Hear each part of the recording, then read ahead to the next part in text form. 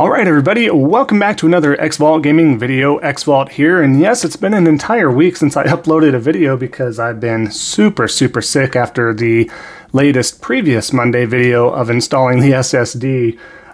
So that was unfortunate, and I was down for the count. However, what we're talking about today is a personable review for the game Marvel's Midnight Suns. Now this game has a lot to go over, it has a lot to offer and all that stuff, so what I want to do is go ahead and jump to it.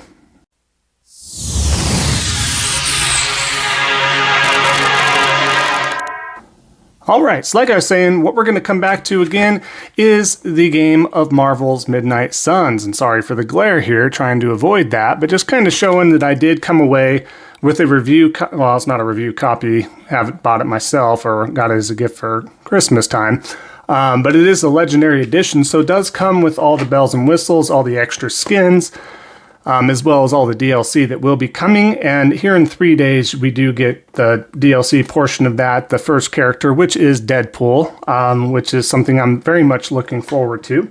But yeah, let's start this game off what I thought overall, right? As this game was being created, even though it's by the team of Firaxis, that have done other games, most notably, obviously, the XCOM series. Very difficult, kind of real-time strategy, psyops in a way, kind of ordeals and how you use the environment and stuff. So at first there's a few things. It's like, A, is this going to be a good game at all? Like, we're looking at a card strategy slash relationship simulator slash Marvel game slash XCOM slash this slash that. There's a lot to be worried about with this game when it was being made, and I wasn't too sure. I kept watching the developer updates. I kept watching gameplay. It looked a really staticky and hiccupy.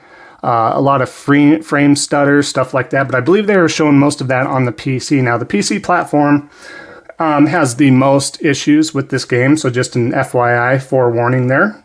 Doesn't matter the rig you have. It's just, unfortunately works that way with some PC games or ports or whatever. But on top of that, it's just, I came up to this game still wanting it because it has everything kind of combined. I like these types of strategy games. I love Marvel. I kind of like the card game niche stuff to it. The card aspect, battle system. I like the relationship stuff. Hence why I'm a big fan. I'm not a huge sci-fi fan, but Mass Effect is just really well done with that type of gameplay with relationships set up and the gameplay itself and on and on and on, that it just kind of wins me over as a whole with that game, where I was thinking this one may not have to try so hard. So let's get right into the meat and potatoes of it. Let's go over the story. The story, surprisingly enough, is really good. You start off with the Hunter, your customizable character that you get to create, male or female or whatever. And I have to say, I actually prefer the male voice actor on that as opposed to the female. A lot of folks that I have talked into getting this game and have really enjoyed it have felt the same way. They're like, oh, the female character voice actress just doesn't seem to mesh the tone as well as the male's one.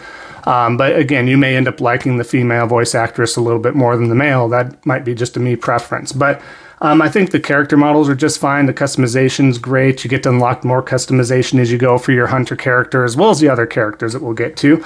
But it's really well done, because at first I had my reservations, right, of the custom character, the Hunter. Obviously the name, the Hunter. And they kind of poke fun at that. So they kind of break the fourth wall there to a point, or give a little knock like, we know the name's kind of fruity or whatever. But it just works. You end up really liking the character. The character has great moves. It has great voice lines. It has a great narrative path for the overall story. So the story with that character, and why I had to bring that up alone, is because it's a big integral part of the story. So I'm not going to go spoiler deep in any of this review. So I'm not going to go spoilery in the story or narrative. But it does a really well job overall. I know some of the reviews out there said the end of the story wasn't great. It was kind of like a penultimate kind of thing, and it kind of fell flat. But if you think about it, a lot of it made sense on why it worked out that way. I wish I could spoil one thing that I thought didn't make sense, and maybe I just missed something. If you guys want to talk about that in any sort of video or Discord, definitely join below. But I would like to kind of pick some brains into why I thought that was kind of odd as far as the main character, bad person, antagonist Lilith, her decisions kind of at the end, and why she didn't talk some of this out with the with the group. You, the hunter, in the form of male or female, you are the son or daughter of Lilith. But yeah, it's with that, and it's within the story that you also get to create a great narrative with everybody else. You get to create a lasting relationship with your favorite characters, or all of them. I know they say you can't do max level within one playthrough. You technically can. You can play after the story's beat and continue to garner that friendship to the higher level, which is up to a max level of 5. And then it gets prestiged after that, and you still get added benefits and attributes and stuff like that. So really cool. But you can, of course, play this in a New Game Plus and carry all your story progress over. Now, your abilities and cards and stuff like that, that part does start over, so keep that in mind. Your friendship levels, certain other unlocks and stuff like that are unlocked right away, but you still have to repay for all that as well, for the customizable stuff with your gloss or the currency in there.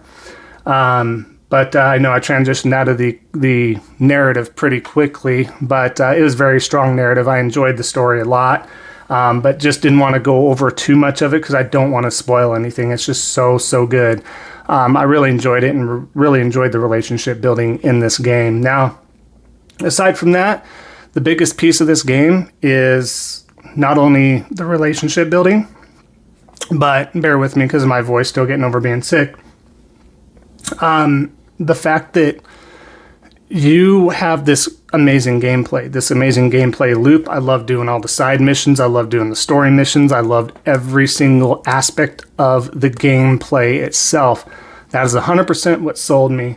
And everything else on top of that is just a caveat. The fact that you can do so many other things, narratively speaking, training, unlocking new abilities, customizations, conversations, exploration within the hunting grounds or the keeper's grounds and all that stuff. There's so much to do, discover, and see that it's just, I was never bored. I just wanted to do so much. I did not want to put this game down, and I did not. I did ultimately play this game all the way through in a little bit of a New Game Plus, almost to a second completion, just so I could do the platinum, because I felt like certain games like this are very special and they deserve me garnering that platinum trophy. So just there's a lot to do, folks. There's tons of characters, from Venom to Hulk to Sabretooth to Wolverine to Scarlet Witch to Lilith, obviously herself, to again, Ghost Rider, Nico, Magic, Blade, Captain America, Iron Man, Doctor Strange, Captain Marvel, just so many characters. And again, we're going to be getting Deadpool here in 3 days, so that's another, and they all come with they're not recycled abilities, folks. Every single character has their own unique set of abilities. They look different, they play different, they act different. It's really phenomenal. So after Deadpool, if you do get the DLC, you're going to get Venom as a playable character, you're going to get Storm as a character, and you're going to get Morbius, it's Morbin Time character as well. Just the customization of the skins. They did a really great job with any Easter eggs with the skins, the additions you can do there. They all look phenomenal.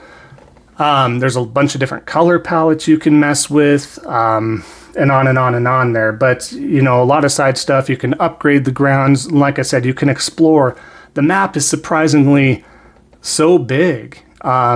Comparatively speaking, for this type of game, I did not expect it to be so large, and there was so much to do and discover outside of the combat itself. You're on the grounds, and the more side stuff you do, you unlock new, outside of battle, mystical or magical abilities for your hunter character, and you can just explore more. It's absolutely blew my mind. I thought I explored as much as I could And I thought more would unlock as I did the story. And I'm like, wait a minute, I didn't get this and this and this ability. Well, it's because I didn't follow up with another side quest. But once you do, you get more abilities and stuff, and you get to explore further and further out, and have more opportunities to uncover more Easter eggs, and just, have more narrative built to this entire story. It's just so well done. I was just completely enamored the whole time I was playing. Every ounce, every hit, every, action you take in the battle felt impactful. The sound was amazing. It just felt the rumbles, the sounds, the explosions. It just all made sense. I know some people had some bugs with this game. People falling through, floors, or it crashed on them and stuff like that. They have a few instances like that, so you might experience some of that. I don't know about the latest patch that has been pushed out, if that's helped. I myself, personally speaking, have not experienced but maybe 3 issues. Once, when I was fighting Scarlet Witch, she fell through the floor, and it was very hard to locate her and finish the mission and beat her, defeat her.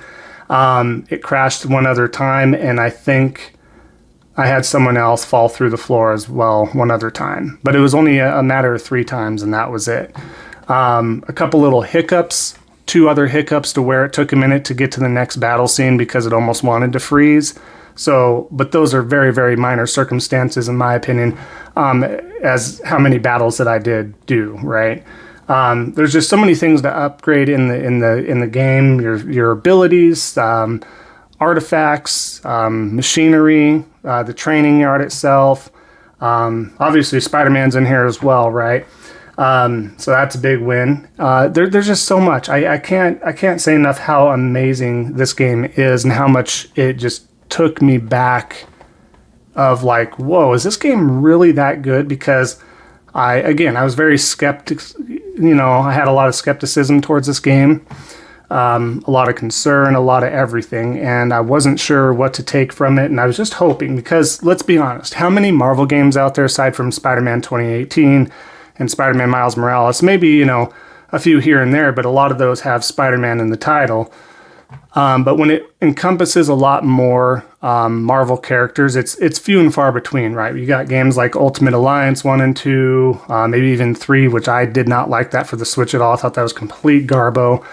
But we're sitting there, Marvel's Avengers, that was very, very divisive. The main story was fine, but that wasn't very good. Marvel Heroes Omega, before that got shut down, was very good, but it was very grindy and very overpriced with skins and characters and stuff like that. But yeah, if we're being real, there's not a lot of Marvel games that are that great. It's very few and far between, and it seems odd to me that we just can't get a simple, great Marvel game being made. Well, lo and behold, again, we got this game. So if anybody's sleeping on it, if you are concerned about the cards aspect, the strategy aspect, anything else, I implore you to check this game out, because it totally deserves it, and I think you would be surprised at how much you would actually enjoy this type of game. For those of you maybe not even in this genre, but I think there's something in it for everybody, really. The game is...